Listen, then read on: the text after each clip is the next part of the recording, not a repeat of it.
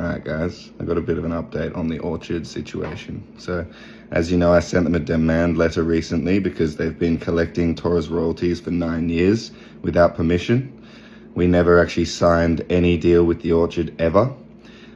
So they've come back to me and they've basically blamed our old label, saying that we need to take it up with them.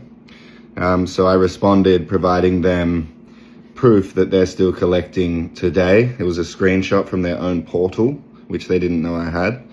And they've now, 10 minutes later, within 10 minutes, they've escalated to their senior lawyers to discuss this. Now, there's currently 10 emails on this thread. 7 of them are from their side, and 3 of them are called Matt.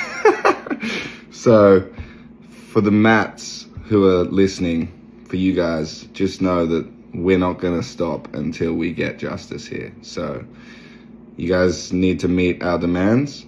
One thing I will say is that this is not happening just to Tora. It's happening to lots of artists. We've recognized a pattern.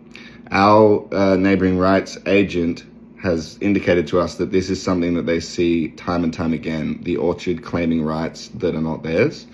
And so if you're with the Orchard, if you've ever signed with the Orchard, if you've ever signed with a label who was distributed by the Orchard, make sure that you go to Sound Exchange, you go to GVL, you go to PPL, and you search their databases and you make sure that the Orchard is not claiming your works for your neighboring rights. Most people don't realize neighboring rights has 2 sides.